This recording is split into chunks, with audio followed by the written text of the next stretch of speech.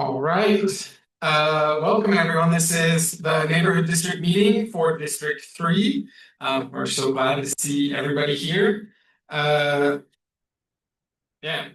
name is Andrew. I'm the chair of this district. And up here we've got Haley and Brooke. Haley is the vice chair and Brooke is our secretary. So we're happy to be here with you today. We've got a pretty packed agenda, so we'll just jump right in.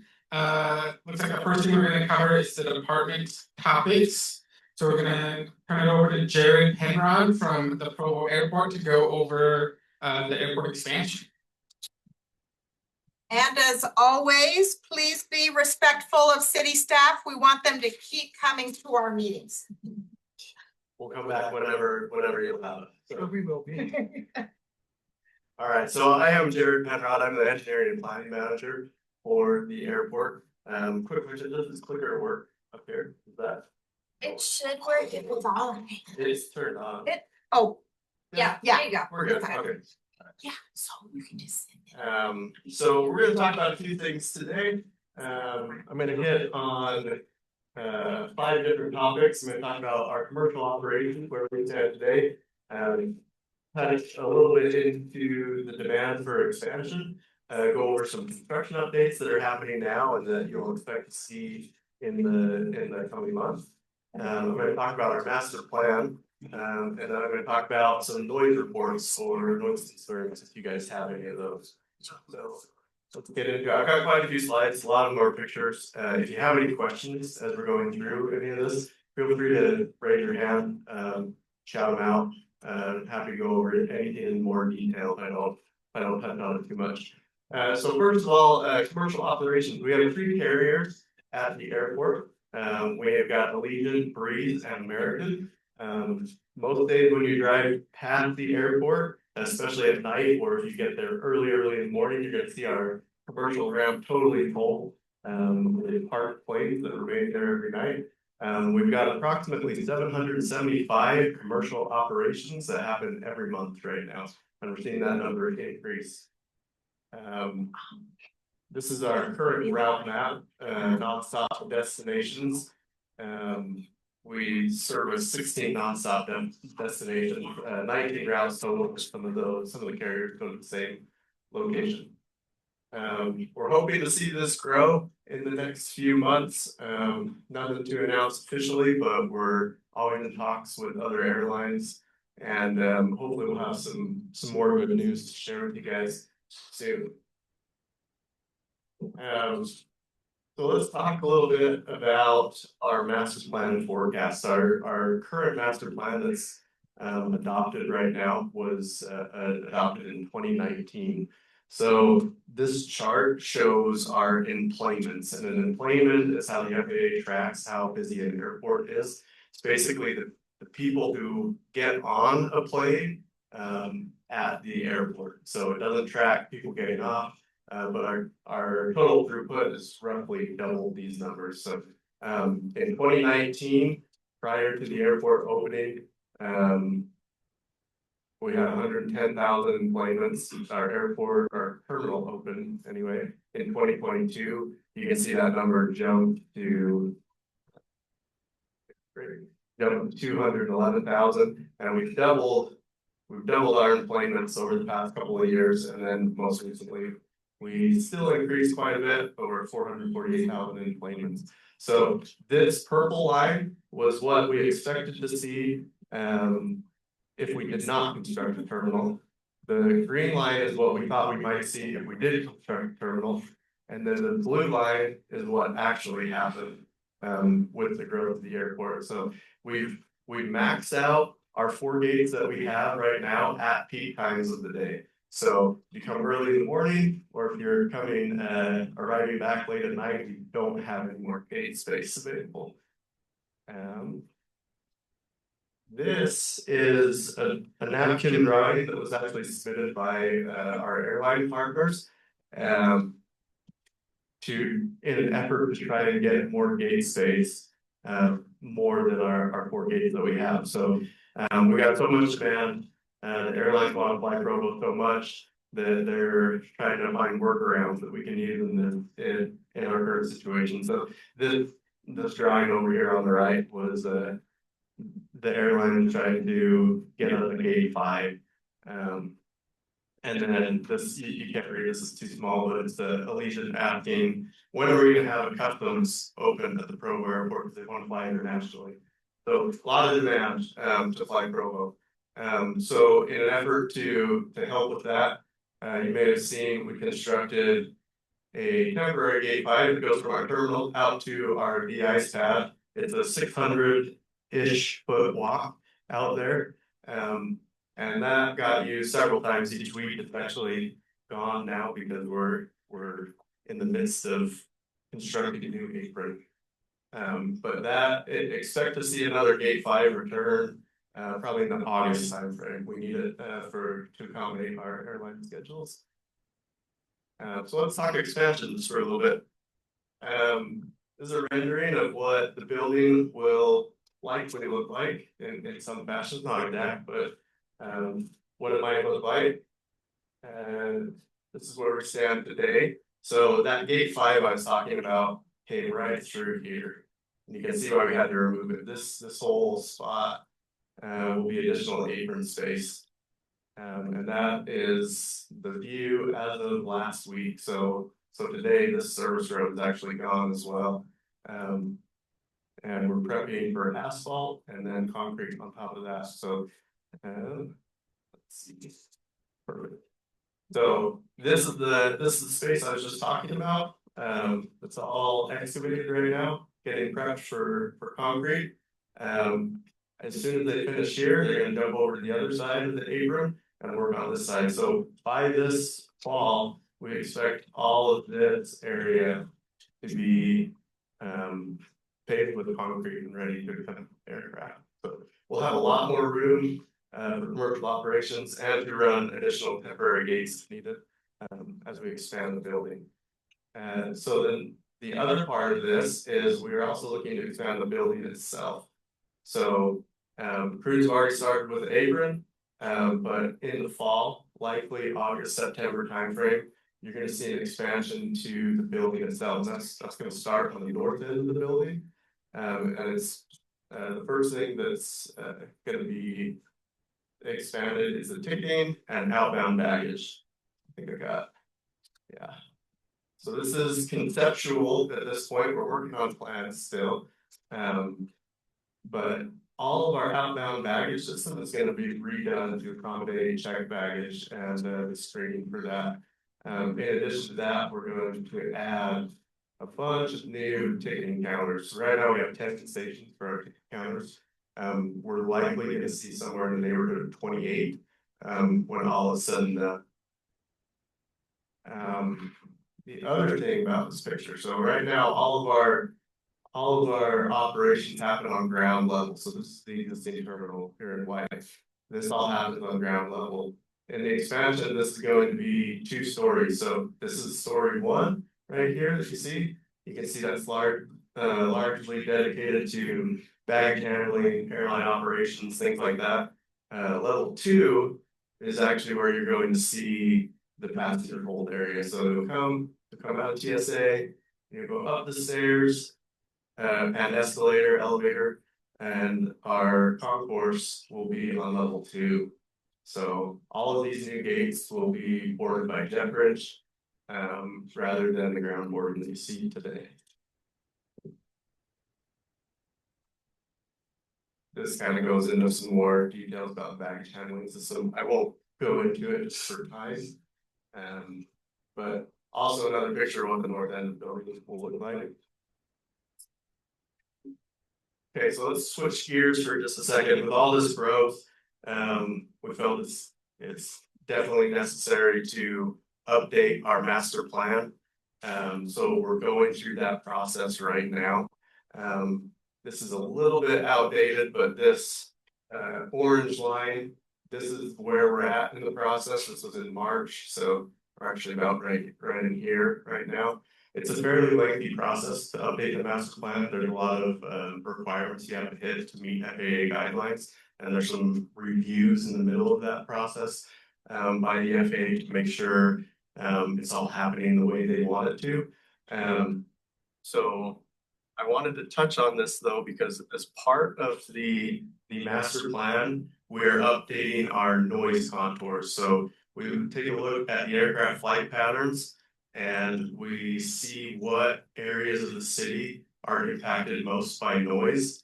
And so that part of the process is coming up fairly soon. The other thing I want to touch on, so we've had our one open house. These icons down here represent the open houses that we have. We've had this one that occurred in April. We do have 2 more scheduled. So keep an eye out on social media and city website, airport website for when those will be. Yeah, go ahead. So I spoke to someone at the airport in March. They specifically said that there was going to be an open house in April. I scoured every source of information I could find, and I didn't learn about the open house in any way. And I knew that there was I may have spoken to you. Okay. I don't know, but I couldn't find any information on that open house whatsoever. Okay, that's great to know. We'll make sure to do a better job. I actually asked, I called the city. I called a ton of people. Okay. Nobody had heard of anything about it. Okay. And it wasn't on a website that I could find anywhere.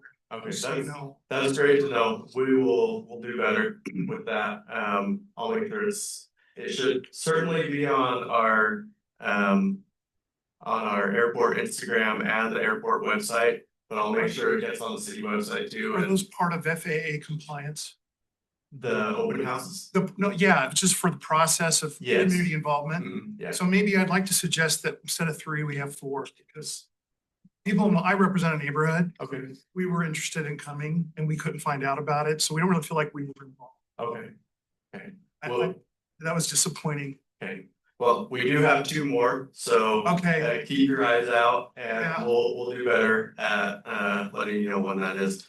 We can even distribute that information through you guys. It wasn't all of our city, it was all of our neighborhood websites. Okay. I couldn't find it anywhere. We'll tell you. In which fact, ones. I asked Rachel, right, about it. Yeah. So And Rachel we'll did do was- better. Yeah, you hooked up with some Anyway, neighborhood. we Yeah. are done. I actually have several questions for you, if that's okay. Oh, Yeah. okay. At the end, yeah, or right now? Yeah, Okay. whenever you. Okay. We'll cruise through these last slides and then. So these are the noise contours I was talking about. This has not been updated in quite some time. So with the airport master plan, that's something that's gonna be updated. We'll take a closer look at those. One thing to note, so our crosswind runway, so this is the runway, the north is kind of in that direction, it's kind of close to that crosswind runway. One thing to note is this runway long term goes away. It will not be funded anymore. We're not gonna make any improvements to it. So this becomes our primary runway. That's good for noise because this trajectory puts airplanes over residences where this trajectory keeps them over the lake. So just one thing to note. Before you leave that slide, this is great. Thank you for showing this. I'm really happy about this. So can you tell me or tell us what the different colors represent on this map? I So do not know.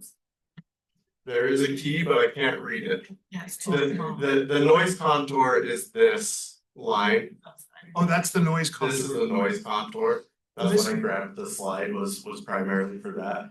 Like I said, this is outdated and needs to be updated pretty drastically. So we're in that process now. So this is the non-updated version of what would be projected. Right. I show you what we have, but we don't have anything yet. No, that's all right. So That's all right. But if I understand correctly, the diagonal, the 45-degree, rather than the flat one, the 45-degree runway will not be used for any takeoffs, or is it just talking about commercial here? So commercial is not, they don't use this runway at all anyway. Well- But long term, so 5 to 10 years, this runway goes away altogether. So I represent Lakeview North. Okay. So that runway is a problem for us, Right. because that's not really the noise contour. The noise contour is over Lakeview North. And it's not the commercial jets, of course, that cause a problem. We have no problem with that. A lot of people, it's the flight schools and so just to let you know, my name's John. I represent this. My background's in acoustics. So I've worked for acoustic firms, Larson Davis and Provo. Those instructional, especially UVU flight school, they're routinely violating city ordinances with the level of noise that they're putting on the ground. That's actually not the major problem. The major problem is that they're flying lower than 500 feet very often over the Lakeview Elementary School, over the high school, over all our homes. This has disrupted our neighborhood tremendously. So we have no problem with expansion. In fact, what we'd like to learn is when did the previous expansion affect the practice areas? Because it seems like it's worse than it's ever been for some reason. I don't know if there was a practice area change in the last few years, but the future practice area change what we're most concerned about is not the flight of the commercial airliners. They're quiet. Right. They are. It's the flight schools. Right. They're ruining our lives. Right. And those are affected perhaps by commercial expansion, and that's what we're really wanting to do. So what is the noise abatement plan for practice areas specifically? Because this will affect practice areas presumably. Right. To your question, I'll get to you right after, okay? So first of all, let me address the first part. You said some things there, and I want to make sure I at least cover this. One thing we'd like to know is when those noises when you have something, if an aircraft's lower than 500 feet, if the noise is outrageous, we want to know about it. The airport wants to know. The airport wants to know about it. Okay. So. And do you trust the ADSB information that we can give you? Yes. On flight levels? Yes. Because we have it. Yes. So what we would like is, there's a couple different methods you can go about this. I'm going to kind of detail the website method. You can go to airport.provo.org, click on share concern or feedback or concerns, and then you'll come to a screen where you can choose airport and enter your information. What we need to know to specifically address these noise concerns are, first of all, put in your details right here that this is an airport noise report or noise concern.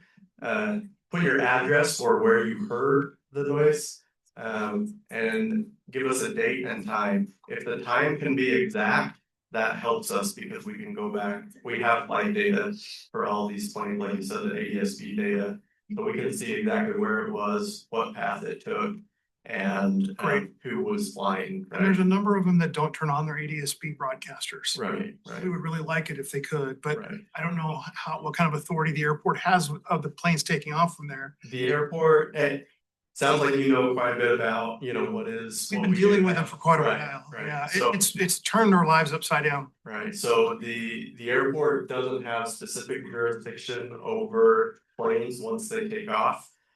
We do have a pretty good community of pilots. We have flight schools that want to be good neighbors. I understand that doesn't always happen. Right. But if we know exact instances where something egregious happened, we certainly want to talk to them about that and make sure to rectify those concerns. Thank you for sharing this. That's great. Yeah. So I'll give feedback on this back. There's one other issue. It's part of my experience. So in my experience with acoustics firms, our biggest customers were airports for noise abatement. What specific investments has Provo Airport made, especially with the flight schools that they're contracting with? Seems like they're contracting new ones all the time for, it's getting very congested. You can just track the things. What kind of investments is Provo making into noise abatement with instrumentation and measurement protocols? So to this point, we don't have any instrumentation on the field to look at that. That is one of the exercises the master plan will look at when we find out what those noise contours are today, and see what actions need to be taken place. So okay, great. So it's guys, it's on your agenda. Absolutely, great, absolutely. Question back to that. This is like a question/comment. Okay. because I got to talk to, I believe, the operational manager at the open house about that exact issue. And he said that when they do retire it, he was like, yeah, give us your noise complaints because that might hasten how early they can retire it and get funding for another one that goes parallel instead of crossing. Yeah. So that they can redirect all that traffic out Yeah. over the week.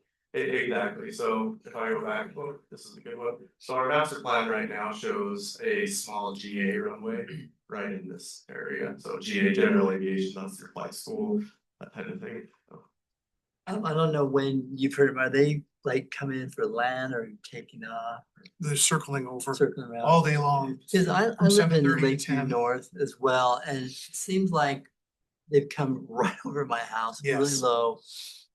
When they're gonna land, if the weather, if the winds change, it seems like it's not every day. It's likely not- when they're it's- using that crosswind runway, Yeah, it would be my guess, but that's definitely why we wanna know the complaints, so we can investigate these a little more fully.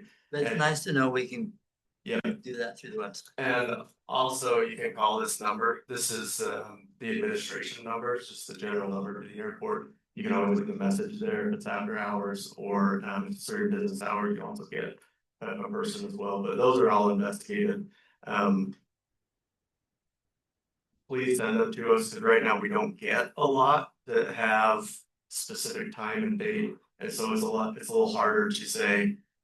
You know, who was responsible and which party do we need to talk to, right? What would you, I guess, ever since I've moved here, it's always been loud. Like, how do you determine like this is too loud, this is too low, or? So the FAA has criteria that we need to follow at 65 decibels. Anything over 65 decibels is classified as too loud for certain things, residential areas being one of them. And then remediation efforts need to be taken. So when I say we're developing noise contours, what we're actually looking at is the specific noise levels in different areas. And so that's what that line represents. So So if I'm in my yard and I'm like, wow, that was really loud. Do I just assume it was over 65 decibels? Like, do I report, do I just report like, hey, if it you was feel really it was loud? really loud, let us Just know report it? and we'll take a look into it. The FAA usually requires some type of professional level or scientific grade of sound level meter measurement. And that's what I've learned through my work, but usually cities that start getting a lot of traffic end up purchasing systems for noise measurement. And so I'm hoping that's happening. We really want that to happen. That's what our main goal is when we're starting to get really big and we're starting to push them, maybe this airport isn't for flight schools in, maybe it's for commercial airliners. So, appreciate the comment.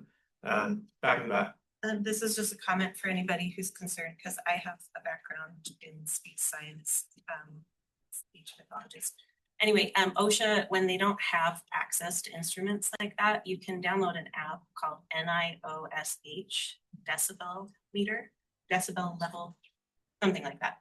And that gives you it's fairly accurate. I don't know you would probably need professional level instrumentation to actually like do anything, but if you want to report a decibel level, that is a good place to start.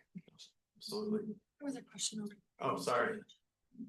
It's answered, thank you. All right, so that is most of my presentation. I'm taking too much time. However, are there any other questions I didn't touch on that you guys like to know more about?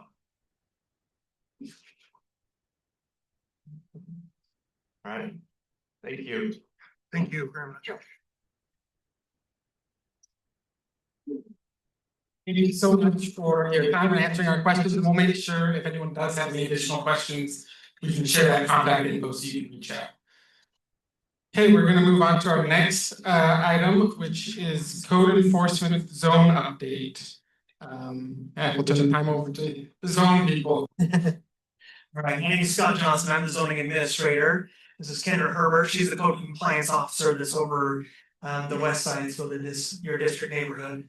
And we're just gonna go through a few things. We had some questions brought to us that we're gonna speak kind of generally about.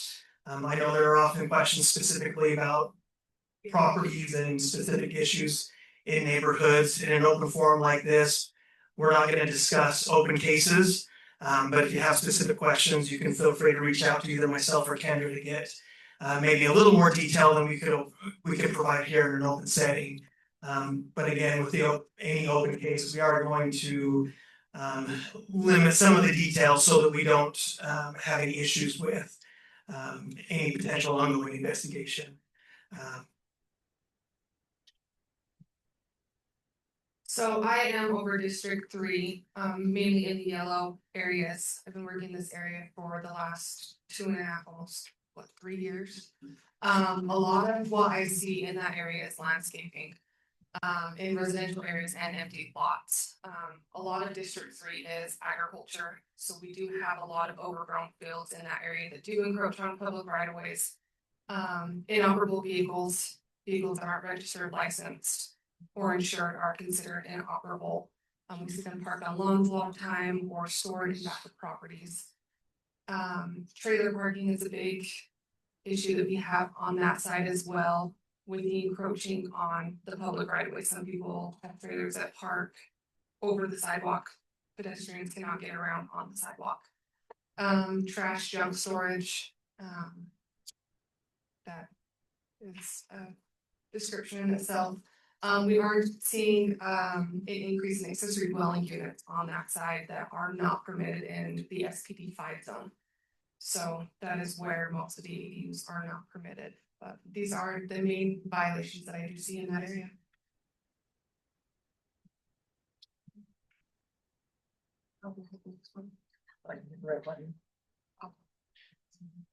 So submitting complaints, we do prefer that they are submitted through portal because they go straight to the system that we use called CityView.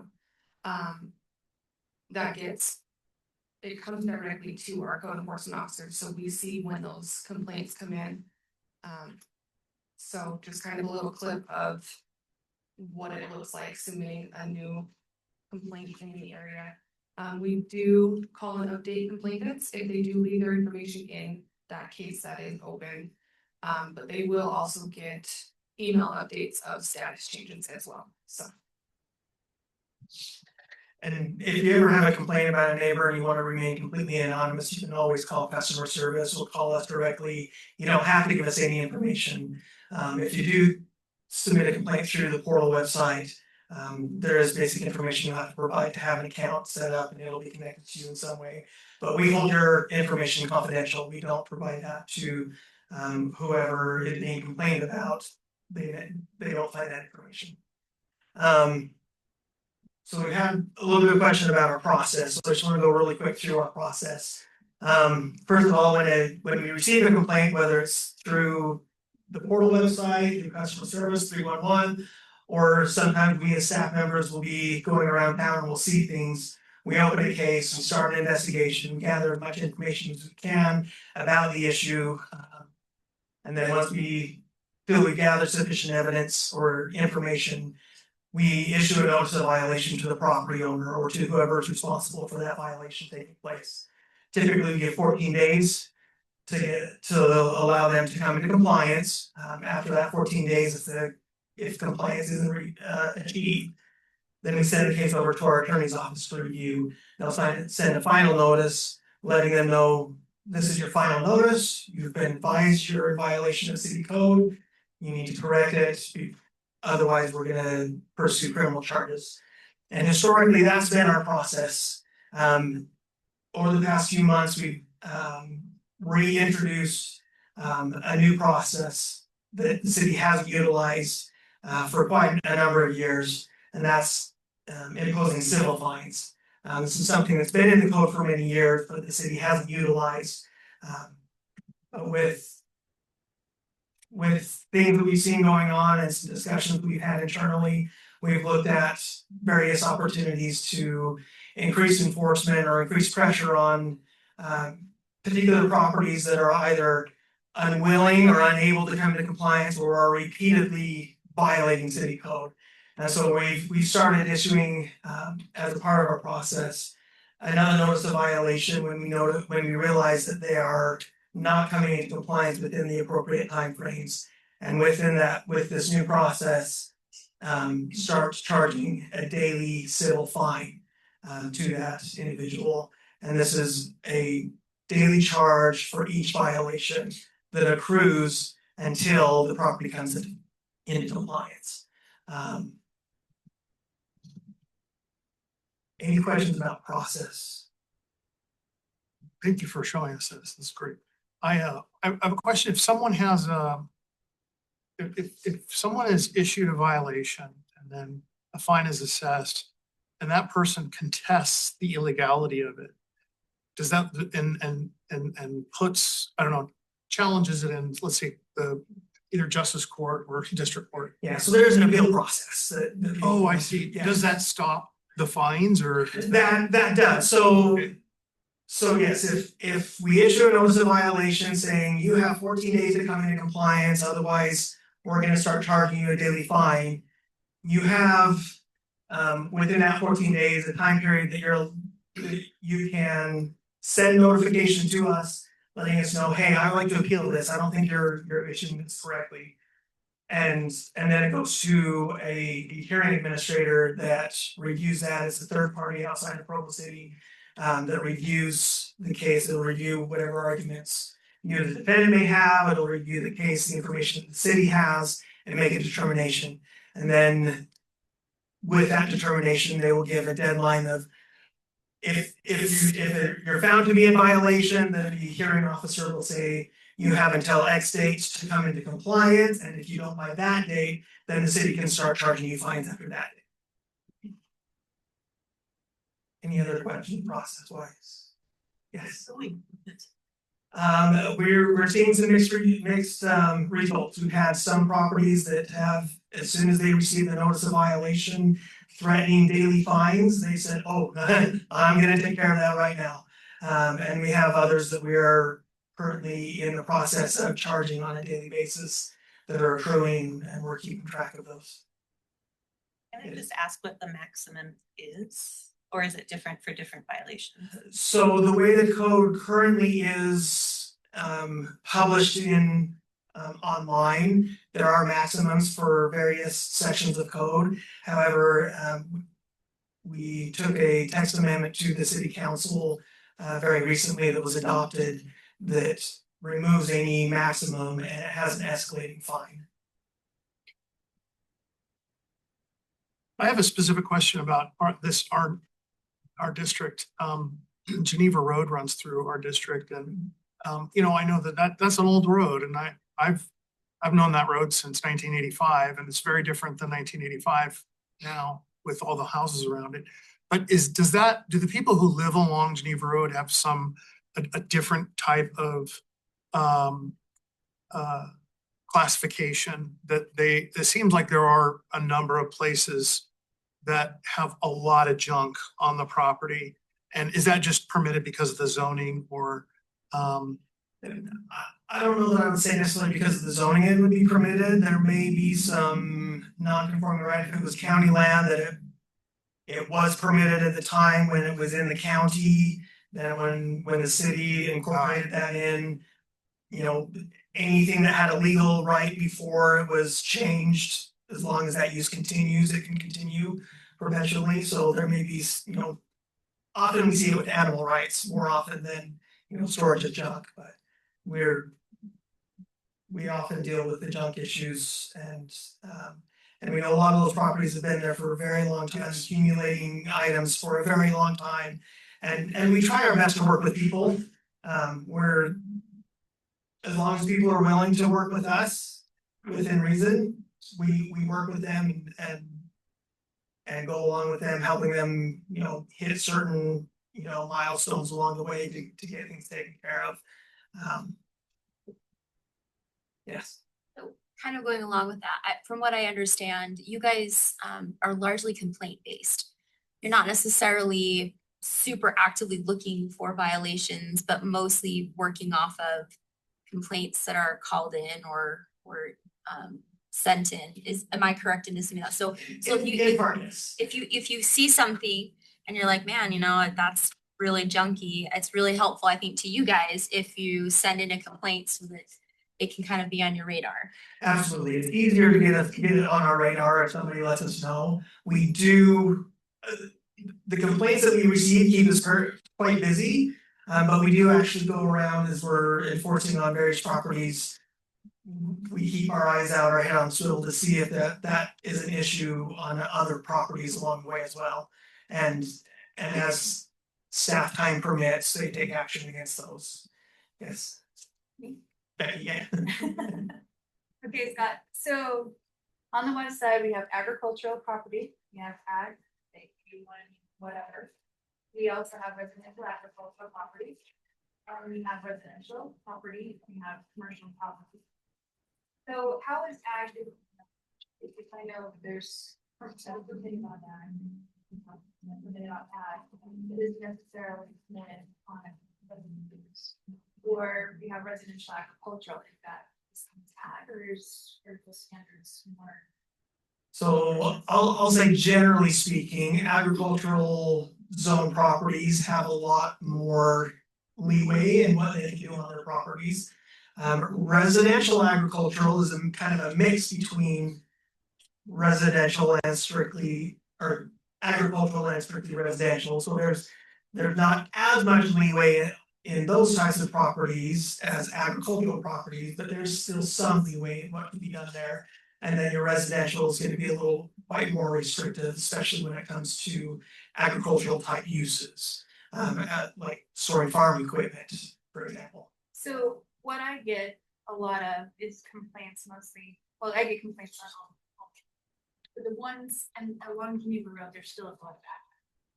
So on ag land, and that's what I have to explain a lot to residents. Ag land is a completely different animal. And so you can drive down it and you can see a bunch of junk, which there's one in my area that gets complaints all the time, but it is ag land and it is an animal that is a creature unto its own. And we live on the west side, and so we accept it. Right. All, and that's something we're just gonna have to. Yeah. Yes. So if I was in violation of something and you give me a violation, what's the typical deadline for you? The typical deadline is 14 days. That's fine, it's a fair question. Yes. Is that something that a resident can apply for an extension for, like if they're like in Europe or something? Yeah, so like I said before, we're willing to work with people as long as they're willing to work with us. If they contact us and say, hey, I got your notice of violation, I understand this is an issue, I want to get it taken care of, I can get it done by this date. Say, great, we're gonna work with you on that. You might get another letter from our attorney, but we'll work with you to get to that date, and as long as you can get it done by that date, we'll be out of your hair. I have a question, not about ADUs, but about other buildings on properties, accessory buildings.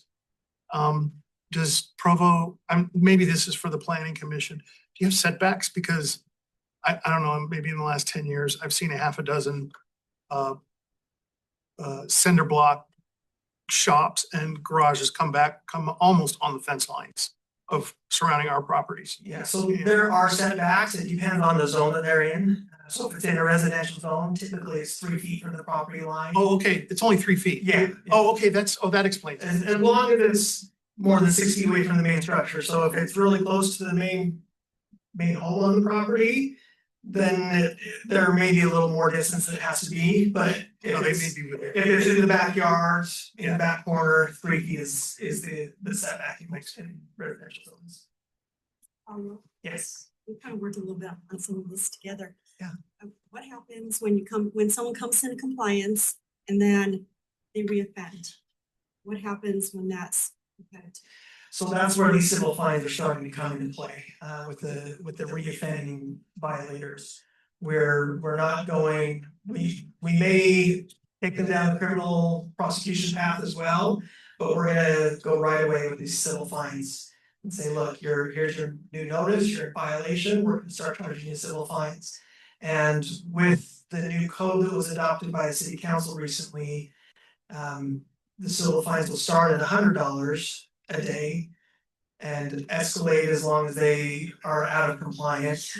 And then on a repeat offense, it'll start at $250 a day.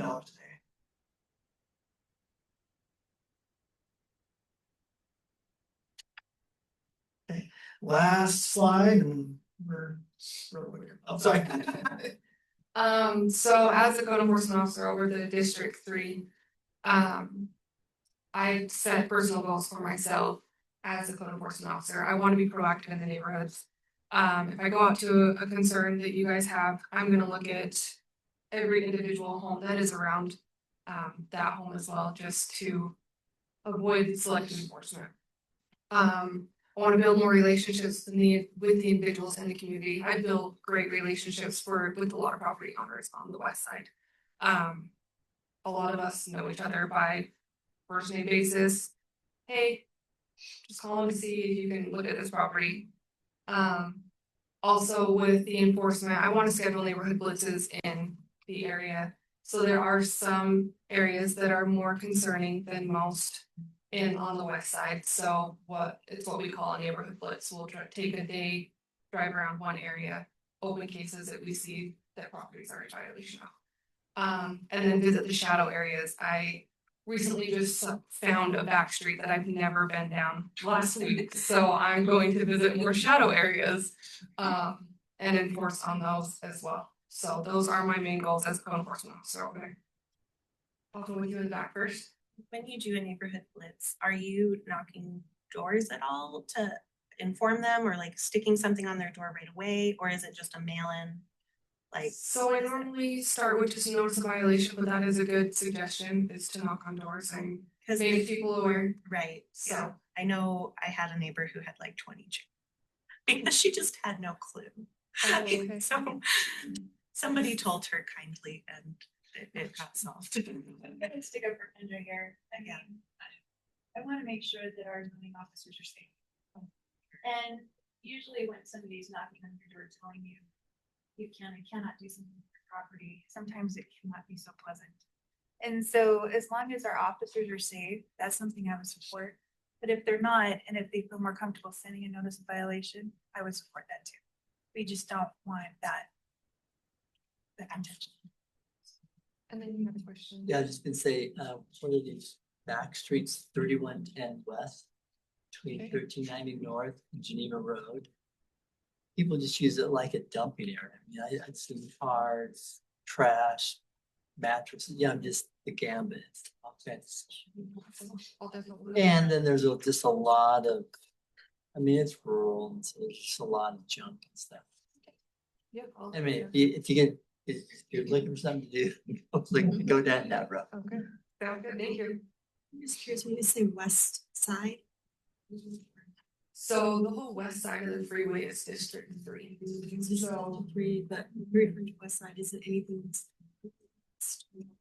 If you were in a different district meeting on District 4, you refer to them as the west side, I'm just curious. So that's what I call District 3 is the west side. So it's not really what it's named after. It's the whole west side of the freeway is what I call it, but it's just District 3. We call ourselves that. Sides. Are there any other questions? Awesome. Well, thanks, Thank you, guys.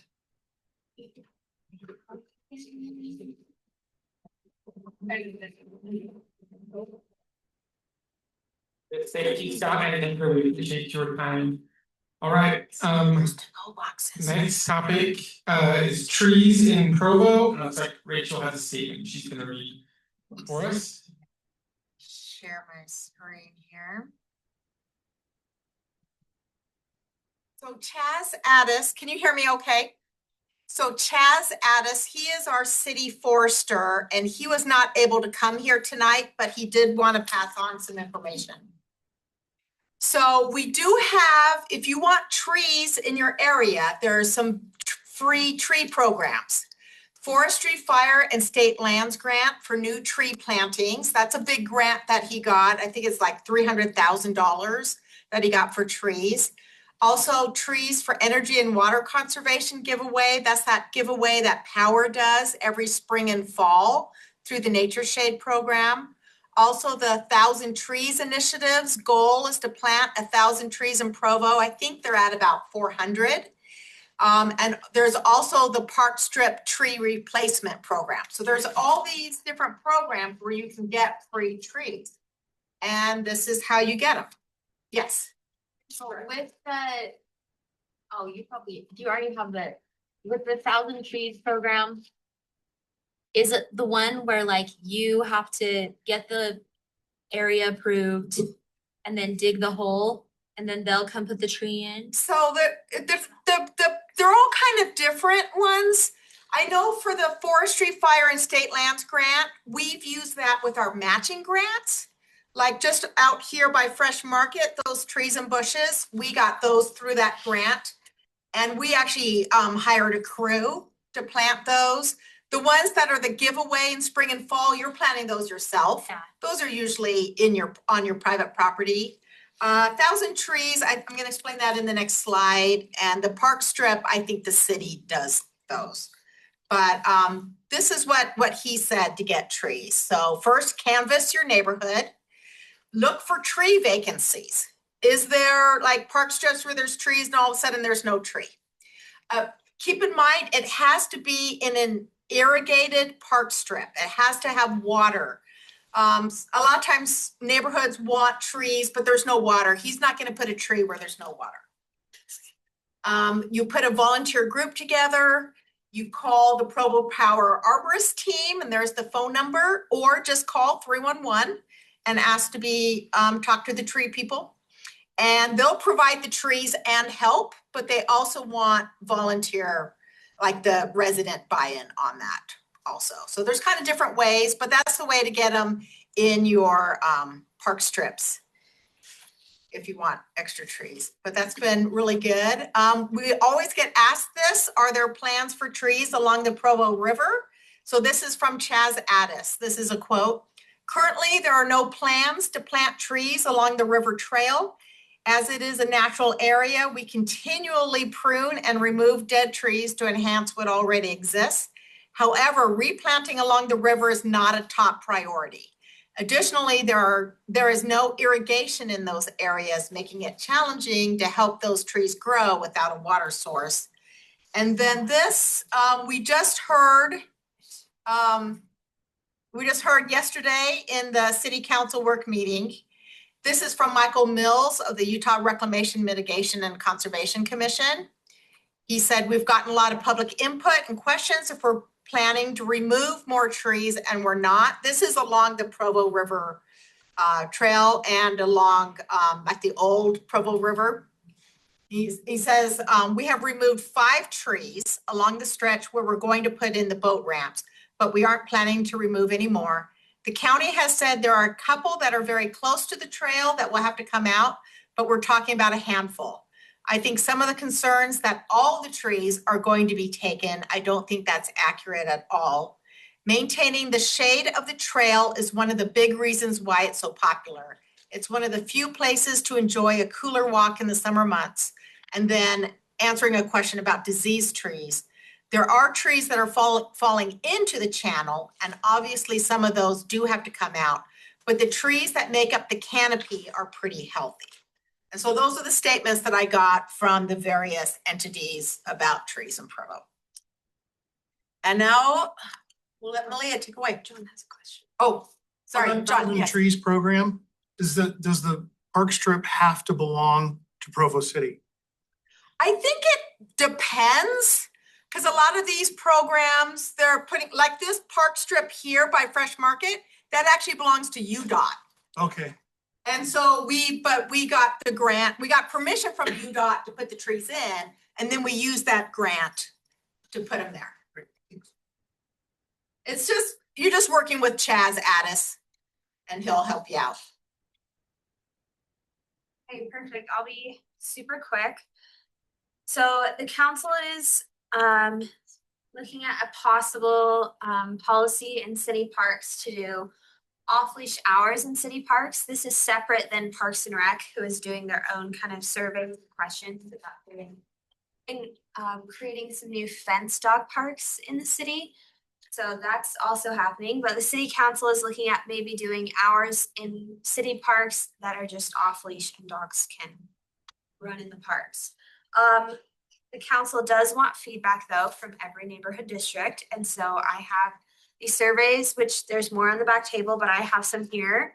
And then it's also the same exact surveys online. You can take it there. One note about the survey, this was bad survey making on my part. So if you answer question 2 and you say I do not support off-leash hours in city parks, if you answer no, you don't have to answer the question that then asks what time do you want it, because you don't want it. So just don't answer the rest of the questions. Online, that's easier to do, but sometimes people are confused, and that is my bad. Should have made that more clear. But and then also on the back, this is super helpful. Even if you do answer no, there's places to just have like comments about the proposal. You can comment anything about dogs and parks there, but we are taking all of those back and compiling them for the council. And the council will talk about this in their June 17th work meeting. So, because at that point, we'll have gone to all the districts and gotten all the surveys back. So does anyone want a paper survey? Again, they're at the back and also online. Okay. Did you say that there's also an option of perhaps having fenced in areas? Yes, so Parks and Rec is looking at doing a dog park master plan, kind of a sub plan of their main parks master plan, which would be for fenced dog parks. Okay. So that's also going at the same time, and will this results for the off-leash hours and Parks and Rec will all be presented this summer, and the council will kind of decide the routes that they want to go. I'm just wondering, because that actually I'm a big frequenter of the parks. I just want to congratulate whoever came up with the agenda for this district meeting, because every single one of these has been a critical thing. Awesome, really in touch, so great. But anyway, one of the issues that we have with a potential problem of off-leash dog park like at Lakeview is that some dogs are fine, other dogs are not. Yeah. And it's I wonder if there's a way to kind of discriminate against certain dogs. There have been some kind of creative comments that people Yeah. to that effect. So Yeah. if you have any ideas, please add them. We're researching other cities in the Intermountain West and kind of what they do. There are some other cities kind of near us that do here as well as with other surrounding states that do off-leash hours. So we're kind of seeing their policies and what their take has been on it. But yeah, any comments are welcome. So I already filled them. Oh, out, okay. actually, and you were probably talking about me. I put no because of that similar concern. Yeah. But if we are going to do it, I would like my opinion about times to be taken into account if you're willing to. Yeah. Does that make sense? Yes. Anybody else want a paper? And While again, we're passing that out, I'm wondering if anyone in the room knows the answer to this question. Is the city still pursuing grant funding to build a levee? My understanding is that would result in the removal of most / all trees along the river where that is built. Does anyone know anything about the levee? I do. Oh, They're still investigating. oh, still investigating. So that's not anything, not a done deal, not anything that's pre-plans. But right now, right, can this come out with a map? So if you're in the floodplain map, it is what it is. And if the city does secure funding in another way, then that will change. But right now, it's just, no, he's still trying to figure things out. Oh, He's still looking at things, but. gotcha. Okay.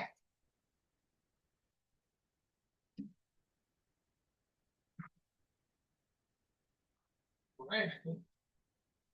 I think that is it for our department topics, so we're gonna move on to some of our planning items. I think Rachel, you're gonna introduce these and then we'll go through them. Yes, let me do that. So we have two planning items, but they're actually kind of combined. So first of all, as always, be respectful. We love it when developers can come to our meetings. Things to consider, what are the potential benefits or potential downsides, and how is this better than what currently exists? Can we ask for a development agreement? No, but you can ask, how will you guarantee to address my concerns?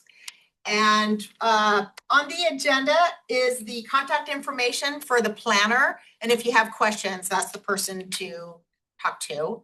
And this is still, correct me if I'm wrong, Aaron, is this still in the review process? Correct. Right, so they've done an application, they're going through the review process, so there might be changes from what you see tonight. Then it'll go to the planning commission, they'll make a recommendation, and then go to the city council and they make the decision. And there is public comment at the planning commission meeting and the city council meeting. Okay, and then we'll let the developer. Is this one already on the agenda for the planning commission? No, Not yet, no, okay. still going through review.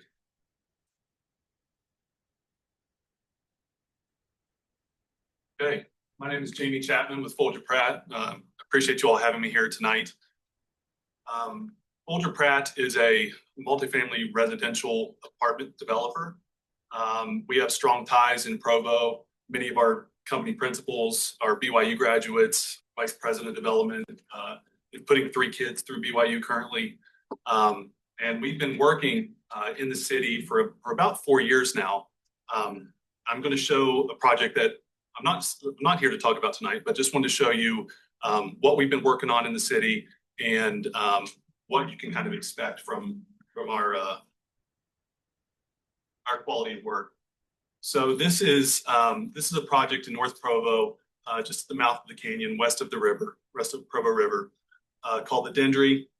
It's a very similar type of project. Rental townhome is the type of development. And it's well under construction. It's now leasing. So if anyone wants to perhaps lease a unit or just go check it out, you're more than welcome to go and take a tour, and you can see the quality of work that we do. What I'm here to talk about tonight is this 36-acre parcel located on Lakeview Parkway, 5th West, and I-15. Specifically, what I'm here to talk about is this area in green. And you'll see the larger section that says approved Walmart site. I believe about, was it a month or two ago, Walmart was approved by Planning Commission. And I work directly for the property owner, and the remainder of the property is going to be developed into the residential rental townhomes in the green area, and then some future retail pads along Lakeview Parkway. To accomplish this, we need to do a rezone. The existing zoning, as you can see, is FC3, Freeway Commercial. And you can also see that the single-family residential neighborhood to the north, R18, and the townhomes, the Osprey Townhome project on the other side of 5th West is LDR, low-density residential. What we're proposing to do is to rezone about 12.5 acres to match the zoning of the LDR across the street. And we feel like this is a good place for this zone. Why this makes sense, this is a compatible use with the single-family neighborhood to the north and the townhome use to the west of 5th West. And what this really does is it provides a buffer between the single-family neighborhood and the busy activity of the Walmart that's coming. In particular, the backside of Walmart, as I'm sure you've seen before, is the loading area, right? And so the loading movements, which they receive quite a few, the noise of the trucks and the lights, et cetera, our development would be providing a buffer between that and the single-family neighborhood to the north. This use also promotes the goals and objectives of the city's general plan. It provides a variety of housing in the city. It also provides, different types of entry-level housing. What we call build-for-rent townhomes. One of the great things about this type of product is that it's really to bridge the gap between say young folks that are kind of tired of living in a typical apartment, but can't afford a single family home, you know, can't afford the down payment. This gives them a single family like living, but is still a rental product that they can afford. So this is our site plan of a illustrative site plan of the 12.5 acres that I was mentioning. Let's see here, where's the? I think that green line, is it working? I think the battery's dying on it. That's okay, I can point. So like I said, approved Walmart site, the back of Walmart you can see is the loading area. You can kind of see the turnaround. All right. You can see the turnaround area here. So what we're proposing is 150 rental townhomes that you can see in the kind of light blue and light green buildings. The main entry aligns with the main entry for the Osprey townhomes across Fifth West. There is a secondary access road to the south, which actually primarily serves Walmart, but would also access our site as well. For parking, I know parking is always a concern. We exceed the minimum parking requirement by almost 50 spaces. The way we manage properties is that, so these are townhomes that have a garage on the back side of the building, served by alleys that you can see here, here, et cetera. And what we do is we enforce our residents to park in their garages rather than stuff them full of junk that you've seen before, and then they would park elsewhere. We enforce that they park in their garages, and like I said, excess amount of parking on site, so everyone will be have parking tags, et cetera, that would require them to park within our property. Significant open space. We have a dog park. I know we were just talking about dog parks. Large open play areas, playgrounds, great connectivity. It's a little hard to see, but the white areas are sidewalks, kind of green belt walking along this area. And as you can see, we provide this great buffer between the single family neighborhood and the Walmart, the busy activity of the Walmart. I just have a quick question while you're on that map. Between your development and the Walmart, right now there's just black dotted line. Is that going to be a fence, or how are you preventing you from spilling over into Walmart? So we're proposing a screen wall. Okay. It's like a brick or cement type wall that's like a little bit heavier duty. Yeah, we haven't gone into the detail of what that wall may look like, but it helps screen our residents from the loading operations of the Walmart, and vice versa. Do you know how big that Walmart is? It like a super center? It is a super center, and I know that having a grocery store on the west side is something that's been long in the works, and people are pretty excited about. So That's really on the west side. Except it's practically in Springville, but yeah. It's right in line with all the other supermarkets on the south side. Yeah, it's west of the west. Yeah. Keep the hornet's nest with that. Oh, sorry. Like, that's not gonna go. West of Unit. It's not his fault. Yeah. That's not your fault. Okay. Yeah, and I'll take more questions at the end. And just to touch on, what our architecture looks like, we have two different color schemes. One, which we're referring to kind of as a modern farmhouse look. It's more of a monochromatic color scheme, black trim, stained metal seam roofs, large windows, tall doors, et cetera. And then we have a little bit more of a traditional look, cooler colors, blues, grays, white trim, really to break up the neighborhood, make it feel a little bit more, natural, not same buildings over and over again. Yeah, and so that's really, it was short and sweet, but really just wanted to share the project that we're working on, the project that we've submitted to the city. I always like to take this opportunity to share that we've had a great experience working with city staff. I've worked on projects all over the country, and you've got a great city planning staff in here in Provo. So so yeah, any questions? Go right ahead. Yeah, it sounded like these are all gonna be for rent, right? That's right. Not any ownership opportunities here. That's correct. Yeah. I know that that's a community concern, right? But we want to see an increase in home ownership, and so the feedback I provide from the community is we would like to see ownership opportunities there. Yes. A couple of questions. I'm curious what your like target market is.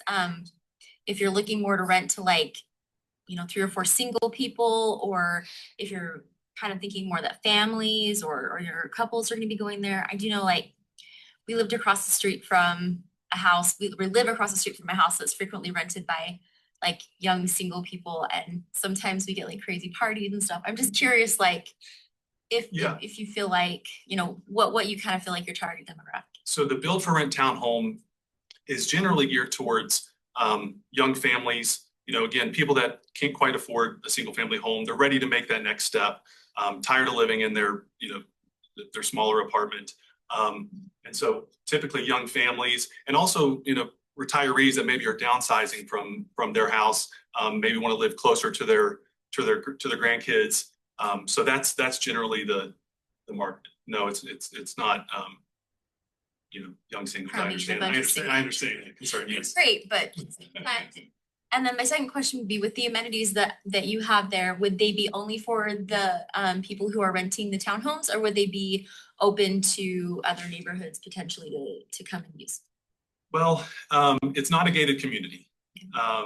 These amenities are meant for the residents, but again, it's not no one's preventing people from entering the site. Like a key fob or something that you had to. We haven't gotten to that level of detail. That there's we have a clubhouse located right here that has a fitness component. So that's probably a fobbed access. But again, some of our open spaces, again, it's not a gated community. You say build to rent?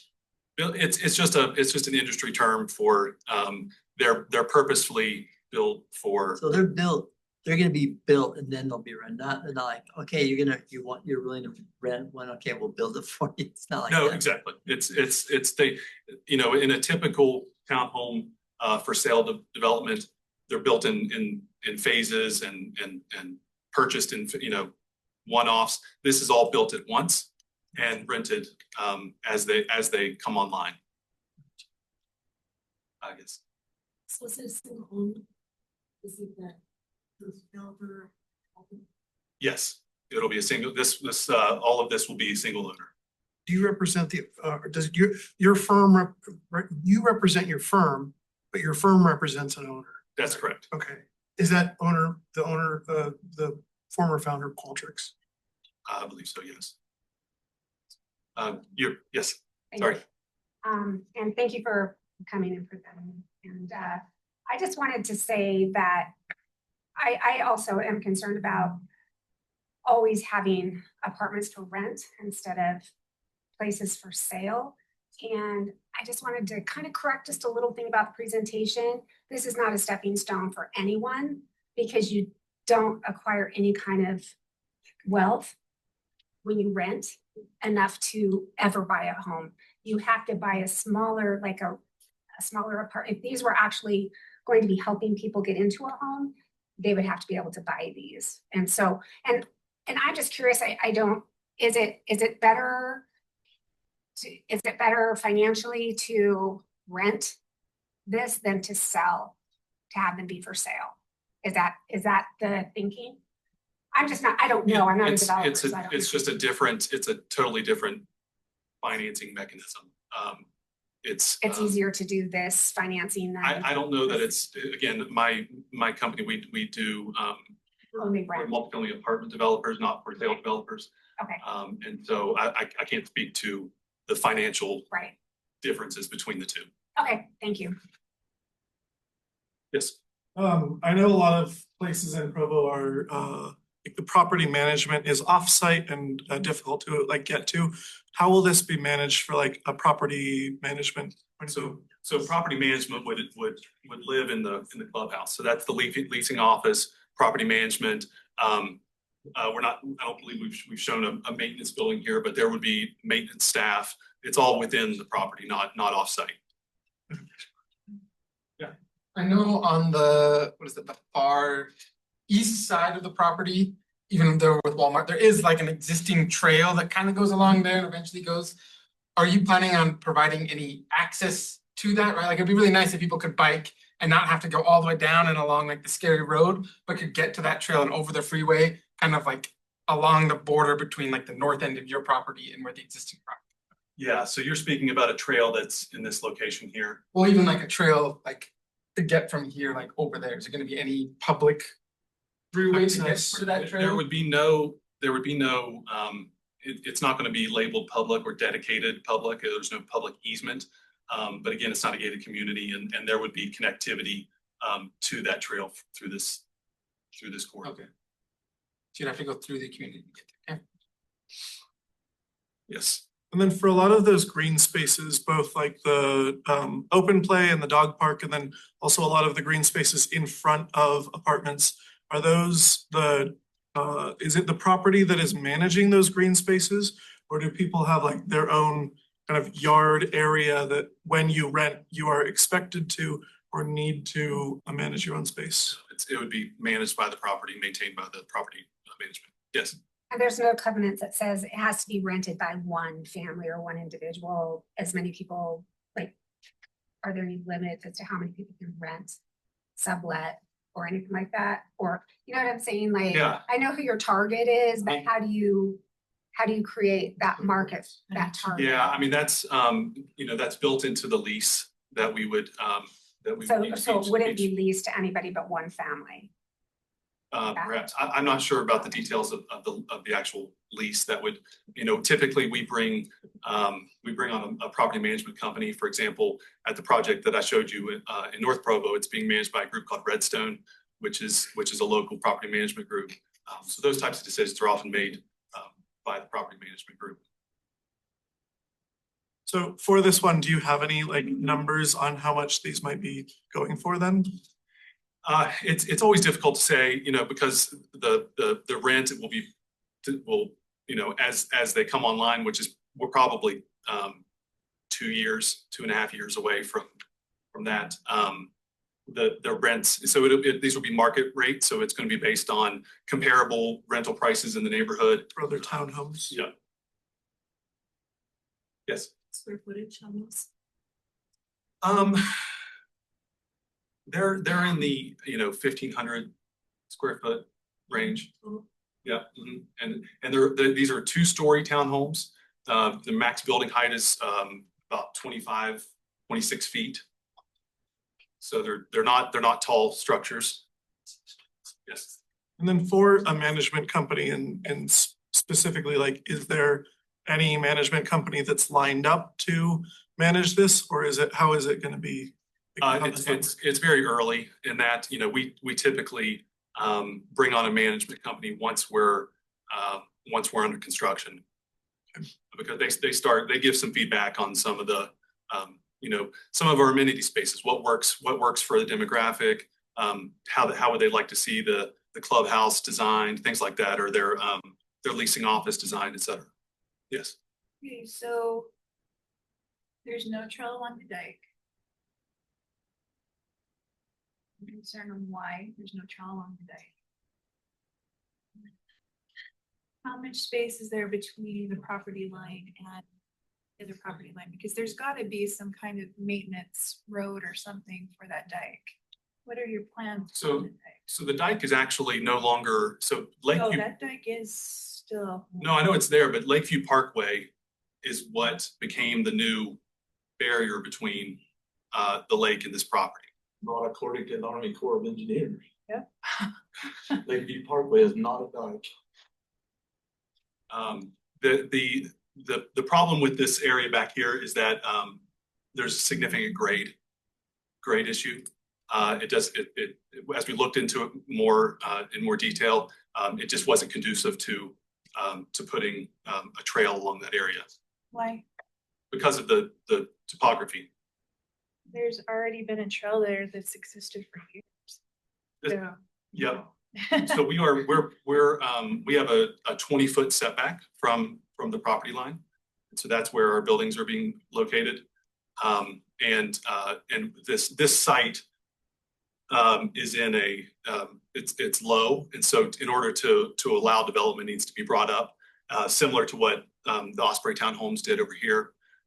And that's what creates the grade issue along that northern property line. Okay, but It'd be there's. higher than those existing properties is what you're saying, right? Raise it up, bring it up above floodplain elevation is the answer. But it would be below the existing dike, correct? Or even if bring it. Basically at the top of the dike. Okay, so why not just put a trail there? That leads from Fifth West all the way over to the trail. We can look at it in more detail, but in our work with our civil engineer, it was just problematic because once you build the trail, then you have to push the dirt. It has to be flat, right? And so you push the dirt, and it becomes more steep, and it might involve retaining walls, et cetera.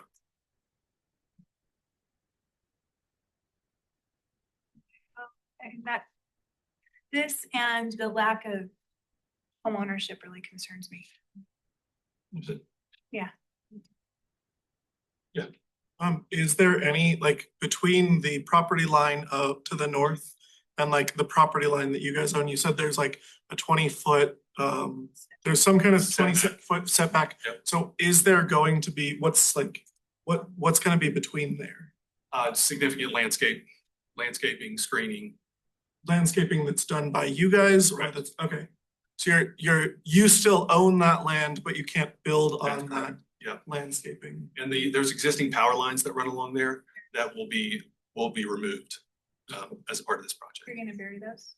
No, they according to Provo Power, they're no longer obsolete. They're obsolete. And then what are you gonna do with the drainage there? Is that drainage on Lakewood Drive is bad? Storm drains, are you upgrading that? Currently they drain into an open ditch behind there, right? So. Yeah, we're working. Keep that in, but then, like I said, the drainage. We're working with Provo City Engineering on developing a solution for collecting that drainage and taking it elsewhere. And when you guys move that pump house, looks like the pump house is still there. We do not have plans to touch the pump house. So where is it going to drain in the event of a flood? Well, again, this, according to the floodplain studies that were done for this property after Lakeview Parkway went in, this property no longer is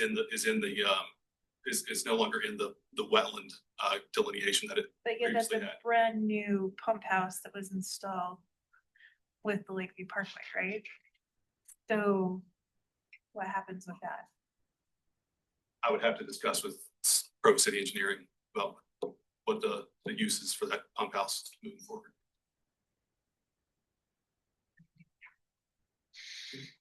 What are your projections for like how many of these rentals will be like rented at one time? And then what happens if like the project doesn't go anywhere and people don't end up renting these particular houses for whatever reason? Typical absorption is 80-90% of rental units. We're not in the business of finding sites that don't rent, so we're pretty confident that these will. Okay. What would happen in event that this project didn't go as intended?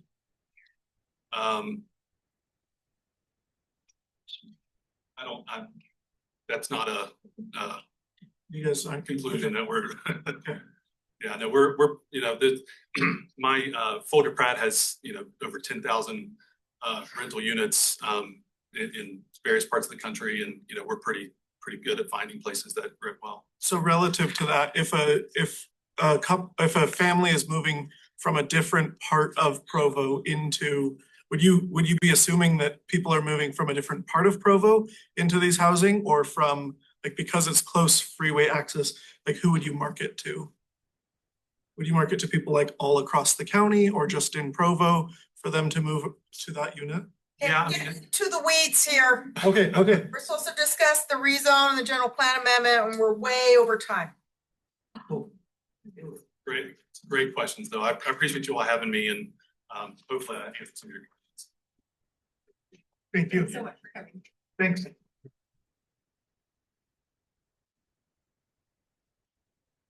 all right, we're gonna move on to some of our additional topics. Rachel, looks like you got those. Okay, and let me make sure. Yes, and when these items do go before the planning commission and the city council, we'll give a heads up, watch the social media, check the District 3 website. If you live really close by, you'll get a postcard telling you about the meetings. Okay, so we had someone from the Utah Reclamation Mitigation and Conservation Commission talk to the city council. He gave a 30-minute presentation that I timed, and I'm gonna do it in 5. Okay. So, most of the Provo River Delta work was completed and open to the public just before Halloween 2024. And so now the focus is shifted to improvements along the original channel of the Provo River between Lakeshore Drive and Utah Lake State Park. Minimum flow of 10 cubic feet per second is dedicated to this channel for recreational and ecological benefits. And a new diversion structure was built in early 2025 to replace the earlier version, which didn't handle high flows well. I think we all agree on that one. The new structure is easier to maintain and can handle both low and high flows more effectively.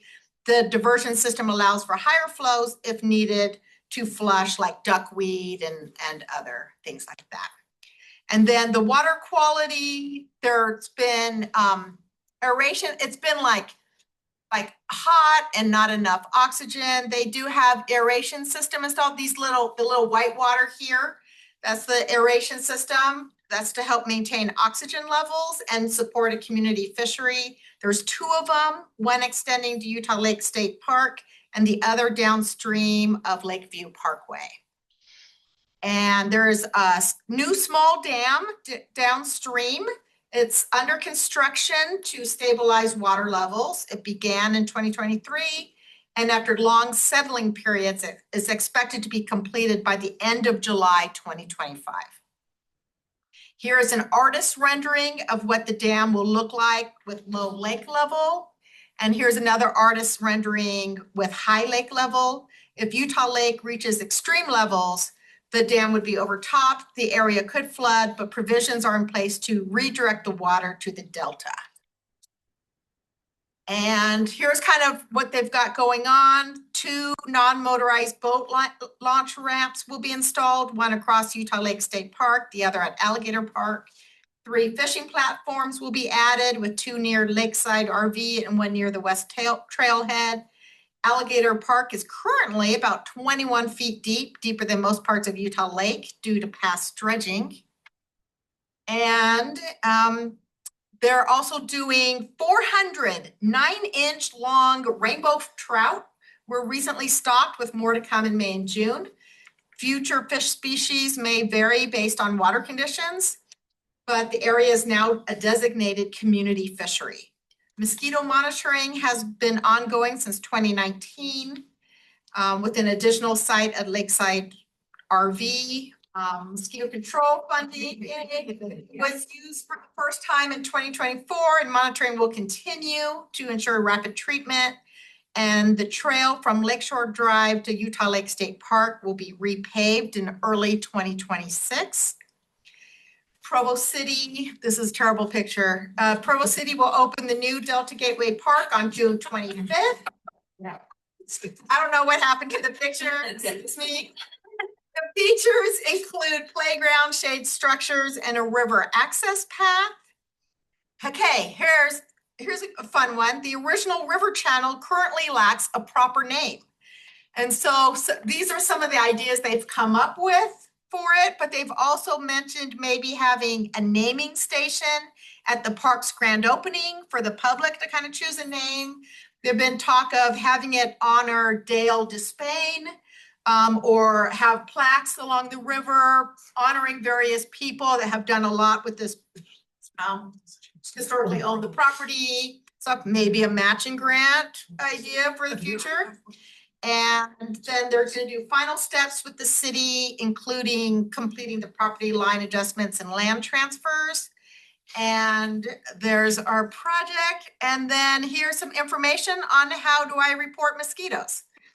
So, I'm sure you're all, I know, I just plowed through that. So if you want that presentation in all its detail and glory, it is on YouTube for the March 6th, May 6th City Council work meeting. And then you can see the full thing. But these are the things for mosquitoes. They're not going to start treating until June. But you go to health.utahcounty.gov, click on mosquito abatement, click on service request or no spray request, and then submit and fill out the form. They do want to remind you that spraying happens Monday through Thursday in the evenings after sundown. It's not done on weekends or holidays. And also, if you live in an HOA, limit your request to one contact person. Don't have, they said, if multiple people are doing, sometimes they think if more people report, we'll get it done faster. They kind of said it kind of like they're gonna go slow. They said it better, but on their website, they were kind of like, yeah, don't do that because it causes more work for us, and slows us down. So Lisa, do you have any inside information on that? County. Do you have any insider information on the county? On mosquito base? Too many people call, they slow it down. That they have, I just like on the name, flies around drones. Oh, they're doing them with drones? Instead of drones. Really nice. They cover a lot more area, a lot quicker. That's great. That's cool. Lisa used to work for the county, so she's a good resource. okay. And then going on to the next topic, which is Geneva, UDOT never got back to me with information. So this is just information I'm getting off the website. I did talk to Danielle Nixon, who is a public works engineer for Provo City. And she gave me some information about the Lakeview Parkway North expansion. And that's the project to complete the connection of Lakeview Parkway to the Orem border and connection to Geneva Road via 2000 North. She said crews will begin work on the 2000 North section around May 12th. And this is a quote from her: city crews are complete with utility installations. We are getting ready to start paving operations in about a week.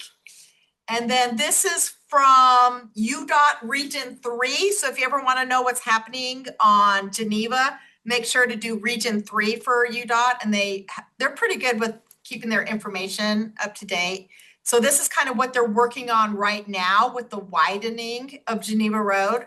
And then correct me if I'm wrong, Councilor Bogdan, you were saying it's gonna connect this way to That's the Lakeview Parkway. Lakeview Parkway. Yes, and Lakeview then- Parkway will come that way, and then it's an So intentional Lakeview turn. Parkway will come this way, and then reconnecting to Geneva will go this way, correct? Yeah, and it'll be an intentional left-hand turn, so it directs all traffic from, once it's through, I mean, our section will be through. When did we figure it? This fall? Our section of Lakeview Parkway? Yeah, I'm not sure. Our section of the Lakeview Parkway will be completed here within, I want to say year. But so this will be the Orem section of the Lakeview Parkway. So it'll expand further north from 20th North, and then it'll connect right there. And then it'll be an intentional left-hand turn to continue down our section of Geneva Road. Then you'd have to turn. So they're getting rid of that section of Geneva Road completely. Well, we'd still have it. It's just that all the traffic's gonna now start going, once Orem gets Like that. this, Yeah, and like this. well, no, I mean, Sorry, I'm not. Yeah, point it out for us, Counselor. Thank so- you. This right here, from what I understand, is just gonna be a continual here, right? So this is the Lakeview Parkway, so traffic will come here. If you live along our section of Geneva Road, you're gonna have to take a left and intentionally come here go this Because way. that part will be gone at Geneva Road? This Will that part part will be gone? probably, yeah. I don't know if there'll be a road there, but it'll be dead, but it's not gonna connect. I mean, they're not gonna. So where's 200 north? 22. Yeah, 2000 north. 2000. Yeah, it's down. So this. It's got quite a bit of section that they'll have. to- Okay, so it's not even on that, Right. on that map. Right, this is Okay. just the Orem area. Okay. They haven't started coming out. Temple's right here. Yeah. Yeah, they're only getting to the temple for this. Yeah. Project. They're gonna get rid of that big just bump. And That's right. but eventually, when Orem does their section of the parkway, it will come back. Do you have any information on? I know. So Lisa and Marcia both worked really hard. It's just the funding's just not available for our section at this point. be a light there? Will it be a stop sign? I'm gonna assume a light, but I don't know for sure. But I'm gonna assume they're expecting a lot of traffic to come down that road. There was funding, they were going to do it. Exactly, then- so Right. we just reallocated the funds to someone else. No, it happened, okay, so then they came in and they said, well, we're gonna do this little bit in front of the temple first, and that's going to like 5 lanes.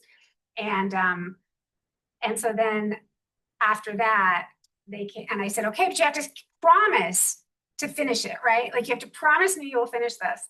And they came back later and they said, well, sorry, but because the rest of it's gonna be 3 lanes, we only provide funding for 5 lanes. That's a new rule that we just put in.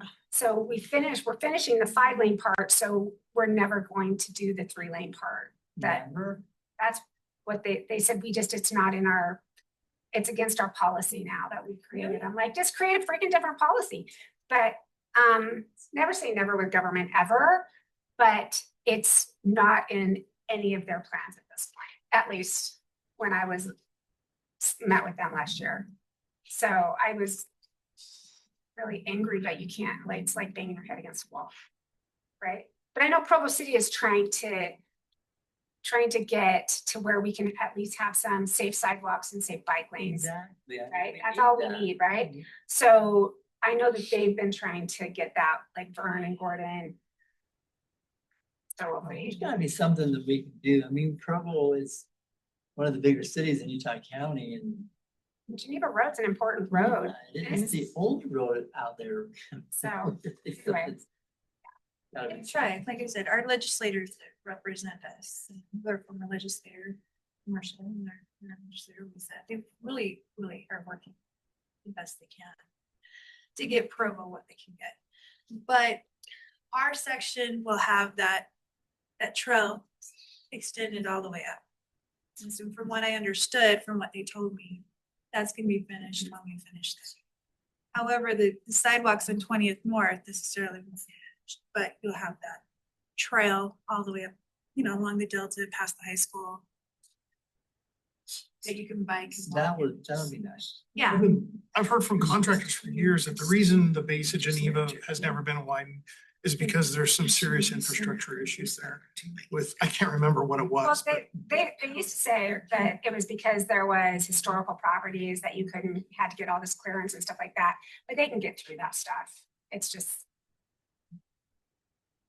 Different study groups, gosh, 25 years ago, maybe 20 years ago, presentation widening Geneva Road, created a plan, it was beautiful, submitted, and same with the interchange right there at University Parkway. And of course, they did a complete different one, but I think than what the one that used to be. So anyway, it's been a long time. Yeah, we tried. It was on the plan, then it fell off. Yeah. Then we got it put back on, then. There's some politics in this one. They make it 5 lanes. Yeah, make it 5. They said that because they do the environmental studies and or not the environmental studies, but whatever the studies, and they said that 3 lanes was what they came up with. Yeah, it just, does it have to do with the peat in the ground there? I think it's because, well, they do it to see how much traffic they think is gonna be using that, and if they think that Lakeview Parkway is gonna take most of the traffic, and so they said, so Geneva's not gonna need to be as wide as we thought it was going to have to be. Oh, well, we're putting. I know. Yeah. Yeah. We'll see what happens. So they're not really gonna widen it, but are they gonna They have plans to maybe get sidewalks. Geneva had, or UDOT has no plan.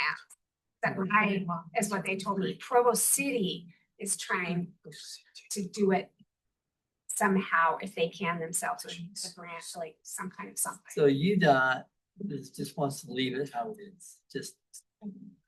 And they have ultimate authority. Yeah, because it's a state. State Well, road. they're hoping that everything goes on the parkway, right? Yeah. Right. And I'm realizing that takes so much more time from me. Well, we can continue the discussion on Geneva Road after this. Wrap up the meeting. Brooke has a really cool thing she wants to tell us. I'll just do this really quick. This is just an update on our matching grant, the money that we're using this year, kind of what we're using it for. This is South Frontage Road, and it's just like right by the underpass, the freeway underpass, like the ugliest road of all time ever. So we got our grant request approved. We'll be purchasing fresh rock for the shoulder, so that people don't get stuck when they're trying to turn around. Hopefully we'll discourage people from dumping anything and everything which got dumped on that piece of dirt. And just, a little bit more aesthetically pleasing. Oh, this is my husband kind of went crazy making this slide. I was like, you don't have to spend hours on this. And he was like, oh yes, I do. So, anyway, so apparently it's the only road that runs next to the freeway that does not have a curb and gutter and a fence and or sidewalk. So we're trying to do something to make it a little bit better. And that's so this is just like 7th Avenue has a curb and gutter, fence, and then there's here 500 and 1200, they have curb and gutter, sidewalk rocks. And this is where the sidewalk. You probably all excited to this. Okay, all right. It was appreciated. Very excited.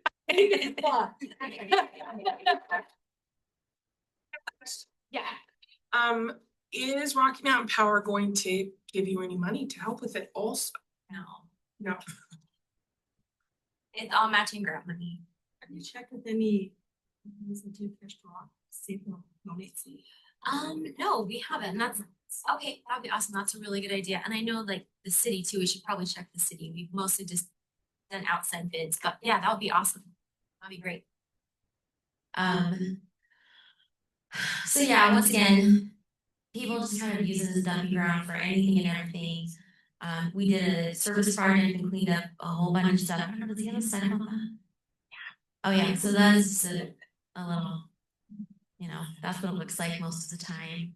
Disappointed he doesn't have any slides of the cars that are parked up. Wow. People laying. I know. And so this is actually kind of, my husband kind of started this project. So this is him talking. He's not here tonight. He had some other stuff he had to do, but he's working with Rocky Mountain Power. So they actually own the property, but Provo City is in charge of the upkeep of the property. And so the city supplied the dumpster last year for our cleanup. And then they also installed the no trespassing signs, which people just park in between. So, it's fine. So they're parking divider signs. They're parking divider signs. Yeah, exactly. They're parking dividers. So he wants to lay down the crushed rock and do, like I said, beautify the area, just make it prone to dumping, easier to keep clean, just better looking overall. Oh, and this is his art.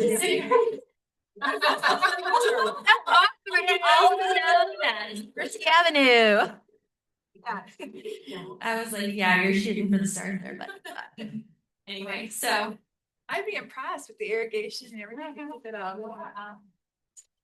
So yeah, that is our master fee. And just if you are in, well, of course you're here, you're in our district.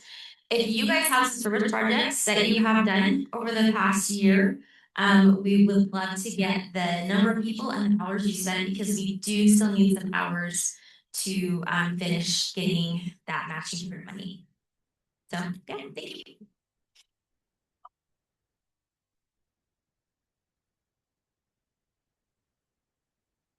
All right, our agenda has 5 minutes for public comment. We'd like to open that up. Are there any comments? Rachel? I just have two, UTA on demand, just reminding you. Counselor Bogdan went to kind of the big grand opening thing for it, but the whole west side, you just like call it, it's like Uber, but it's UTA, so it's only $2.50. There's an app, it's super Yeah, easy to use. there is an app. You can go from Provo High to the rec center. You can go from your home to the Orem Temple or to your home to the hospital. We're super excited about I it. really wanna push that because this is a tester, from what I understand, right? Yeah, it's a pilot program It's a here. pilot program here, and so if they do a permanent bus route, they're gonna take what are the most utilized places. So I really want hard push with this. If you guys write it at all, please video it, post it all over our Facebook groups. And they'll spread it too, like to the rest of Provo or different places. This is really higher want than that. we need it. We really want this utilized. If we want public transportation in West Provo, this is our chance. This is a use it or lose it. So market it to all your high schoolers, get to work going on this thing.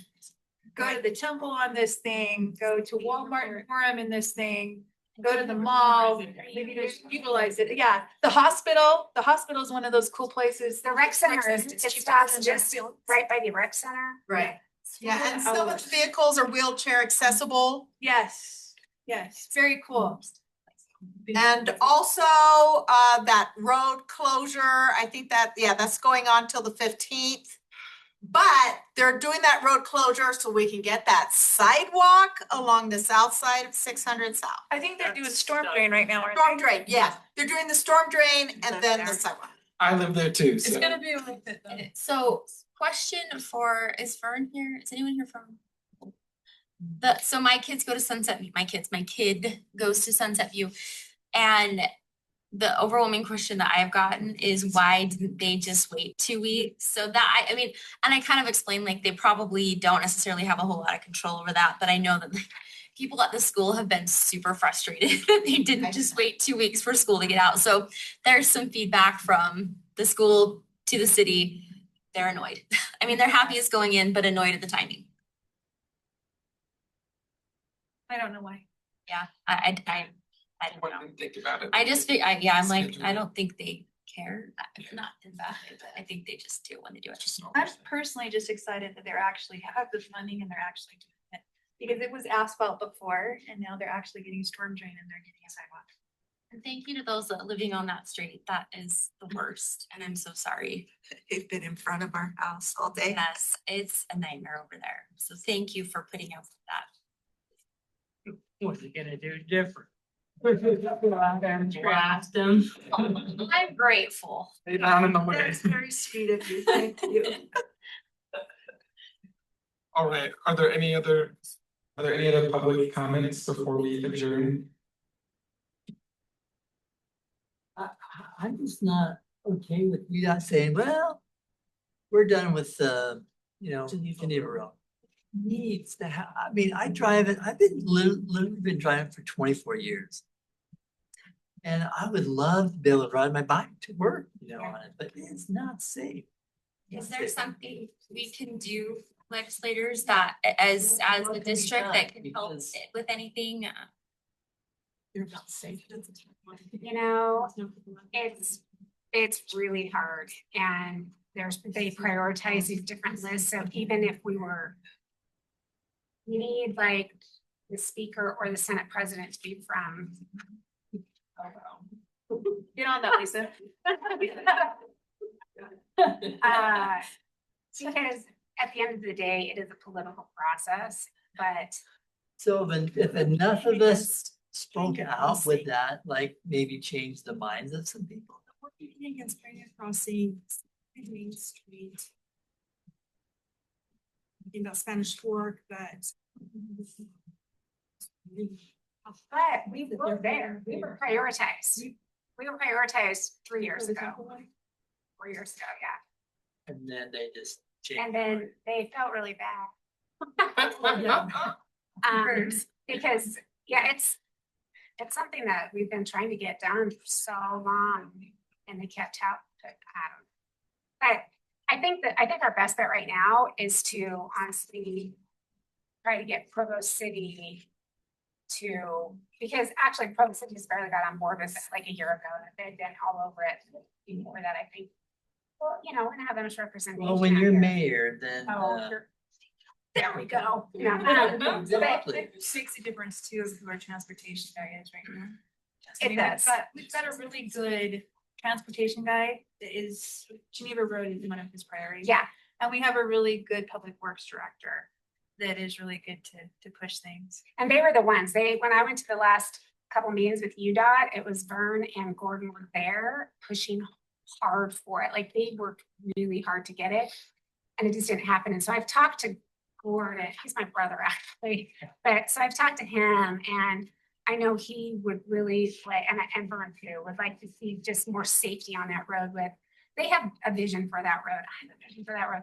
And if we can get like some kind of federal money or something just to do that, or even apply for state money in a different way. That's what we tried to do too, is get some of the unencumbered money. It's hard to compete when they've got other projects that are already on that they've prioritized. They have to kick one off in order to get ours on there. But then there's some other transportation money. And I think we should go after that every single year. It seems like if they, promised you 3 years ago. Yeah. then It seems then like you go like twist the arm and say, hey, it seems like you that. guys owe us. I would agree, but I think we're gonna have to find a different route. But I think that Vern and Gordon are. And Vern has enough experience. I mean, beforehand, it's not that our transportation engineers were terrible. But Vern is very seasoned and he's done a lot with UDOT and he's come to us from a consultant side and he's come back to Provo. So he's got a lot more networks there. He's got a lot more education. And so if anybody's going to be able to do it in Provo City, it's going to be Gordon. I have faith, but that doesn't mean that it's going to 100% get there. I'm just saying they're giving it their all. Marcia has given it her all when she was the state legislature. Lisa, I have faith, is not going to let us down. She's in this to win this for our learning. So, I just have faith that everything's going on that can be going on. Yeah, it sounds like we just, as a community, need to be together and say, hey, have a loud enough voice that we are heard and get something going. Even if we could just get one project and one project. Yeah, I mean, not necessarily, I don't have to have 5 lanes, but Right. just make it safe for riding your bike. Yeah, so you can ride your bike. For the minimum, Yeah, so that kids can walk to, so they can stand in a safe place I to saw catch kids the bus. walking from school today. Not on the sidewalk. Yeah, who hasn't been terrified driving in the dark and suddenly there's a bike or a rider right Yeah. next to you and right, kind of hit that person because you can't even see them and they're this far from the road. Those are great comments. Cutting everyone off, but we are super grateful for the time from Rachel and other city staff. We want to let them get home. We can continue a little bit of these discussions. You're welcome to email us. We'd love to hear all sorts of that feedback. So thank you everyone for your comments. We're going to adjourn now. Thank you everyone for attending. So.